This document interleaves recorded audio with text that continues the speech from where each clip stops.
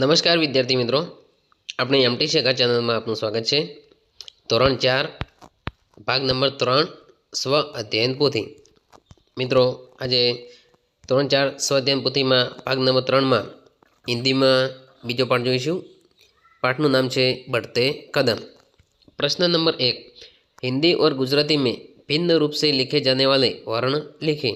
એટલે કે હિન્દી અને ગુજરાતી કક્કામાં જે અક્ષર અલગ અલગ લખાય છે એ આપણે અહીંયા લખવાના રહેશે।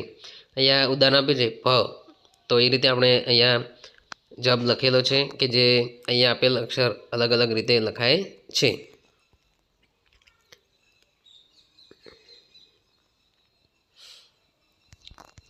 प्रश्न नंबर 2, निम्नलिखित वर्णों से बनने वाले दो दो शब्द लिखें। અહીંયા ઉદાહરણ આપ્યું છે ક્ષ, તો ક્ષ ઉપરથી ક્ષત્રિય ક્ષમા, એ જ રીતે જ્ઞ ઉપરથી જ્ઞાન જ્ઞાત, ત્રિ ઉપરથી ત્રિશૂલ ત્રિનેત્ર, શ્ર श्रम श्रेया। प्रश्न नंबर 3 अ, उदाहरण के अनुसार सोचकर रिक्त स्थान की पूर्ति कीजिए। उदाहरण यह पतंग है, तो वह पतंग है। यह वह वाला वाक्य बनाना है। नंबर 1, यह पुस्तक है, नजीक हो तो यह, दूर हो तो वह। प्रथम यह पुस्तक है, तो तेनी सामे वह पुस्तक है। नंबर 2, यह लड़का है, तो वह लड़किया है। अहींया बहुवचन है एटले लड़किया थशे। यह घोड़ा है, वह घोड़ा है। प्रश्न नंबर 3 ब, पढ़िए और समझिए। अहींया आ वांचवानुं छे अने समजवानुं रहेशे। प्रश्न नंबर 3 क, उदाहरण के अनुसार रिक्त स्थान की पूर्ति कीजिए। उदाहरण ये तितलियाँ है, उनके पंख रंग बेरंगी हैं। मित्रों, अहींया सर्वनाम वापरवानुं छे, ए ज रीते जोईशुं। नंबर 1, यह अरविंद है, इसके पास किताब है। नंबर 2, वह कौवा है, उसका रंग काला है। नंबर 3, वे दो पेड़ हैं, उन पर बगुले बैठे हैं। नंबर 4, ये बकरियां हैं, उनके रंग सफ़ेद है। नंबर 5, ये फूल है, इनके रंग रंग बेरंगी है। अब तमारे फूलનું चित्र દોરવાનું છે। नंबर 4, कोष्टक में से ही सही शब्द चुनकर रिक्त स्थान की पूर्ति कीजिए। आ कोष्टकમાં આપેલા શબ્દોનો ઉપયોગ કરી અને વાક્ય બનાવવાનું રહેશે। नंबर 1, खाली जग्या एक होनहार लड़का है, वह शब्द बन बेसतो बनशे, वह एक होनहार लड़का है। नंबर 2, क्या खाली जगह मेरे पास पानी लाएंगे, तो या तुम शब्द मूकीशु, क्या तुम मेरे लिए पानी लाएंगे। नंबर 3, खाली जगह रविवार को घूमने जाएंगे, हम रविवार को घूमने जाएंगे। नंबर 4, खाली जगह कल बाजार जाऊंगा, तो मैं कल बाजार जाऊंगा। नंबर 5, खाली जगह क्या कर रहे हो, तो तुम क्या कर रहे हो। प्रश्न 5, चित्र देखकर उत्तर लिखिए। अहींया एक चित्र आप्युं छे, तेना आधारे आपणे प्रश्नोना जवाब आपवाना रहेशे। सही विकल्प के आगे खरा की निशानी कीजिए। लड़की कहाँ खड़ी है, तो मित्रों यह चित्र है अने जवाब लखीशुं गाय के आगे। बंदर क्या कर रहे हैं, तो बंदर उछल कूद कर रहे हैं। चित्र में क्या नहीं है, जवाब आवशे लड़का। घर की छत किससे बनी है, जवाब आवशे खपरेल।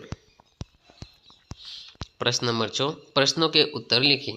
चित्र में क्या क्या दिखाई दे रहा है, तो अपने चित्र जोईशुं। तो चित्र में मोर, गाय, बंदर, लड़की, पेड़, बादल और घर दिखाई दे रहा है। नंबर 2, आकाश में बादल कब दिखाई देते हैं, आकाश में बादल वर्षा ऋतु में दिखाई देते हैं। नंबर 3, मोर क्यों नाच रहे हैं, मोर आकाश में वर्षा ऋतु में दिखाई देते हैं, वर्षा होने वाली है इसलिए मोर नाच रहे हैं। पेड़ के ऊपर कितने बंदर हैं, पेड़ के ऊपर 2 बंदर हैं।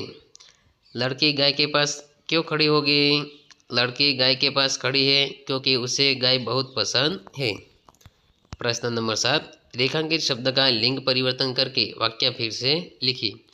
वह लड़का है, तो यह लिंग परिवर्तन करवानुं रहेशे। लड़का तो तेनुं थशे लड़की, એટલે वह लड़की है। नंबर 2 वह घोड़ा है तेનું થશે वह घोड़ी है। नंबर 3 यह विद्यार्थी है તેનું વાક્ય બનશે यह विद्यार्थिनी है। नंबर 4 यह मोर है તેનું થશે यह मोरनी है। नंबर 8 उदाहरण के अनुसार सोचकर रिक्त स्थान की पूर्ति कीजिए। उदाहरण यह लड़का है ये लड़के हैं। यह माला है यनु થશે ये मालाएं है बहुवचन છે એટલા માટે। नंबर 2 वह तितली है તેનું થશે वे तितलियां है। नंबर 3 वे लड़की है वे लड़कियां है। नंबर 4 यह पुस्तक है यह पुस्तकें है। प्रश्न 8 ब दिए गए वाक्य का वचन परिवर्तन करके वाक्य फिर से लिखिए। यह घोड़ा है तेનું बहुवचन થશે यह घोड़े है। नंबर 2 वह तितली है तेનું बहुवचन થશે वे तितलियां है। नंबर 3 यह हाथी है तेનું बहुवचन થશે ये हाथी है। नंबर 4 वह चूहा है तेનું बहुवचन થશે वे चूहे है। प्रश्न नंबर 9 कोष्टक में से सही शब्द चुनकर रिक्त स्थान की पूर्ति कीजिए। यह कोष्टक में शब्दों आप्या छे के ऊपर के अंदर में के नीचे के पास एनो उपयोग करीने वाक्यों पूरा करवाना छे। नंबर 1 मछलियाँ पानी के अंदर रहती है। नंबर 2 मोर घर के ऊपर नाच रहा है। नंबर 3 मैं आपके लिए खिलौना लाऊंगी। नंबर 4 आपकी किताब मेज के नीचे है। नंबर 5 लड़की पेड़ के पास खड़ी है। इतना जानिए मित्रों अहींया एक वचनનું बहुवचन यह तेનું થશે ये, इस तेનું થશે इन, वह तेનું થશે वे અને उस तेનું થશે उन। Thank you.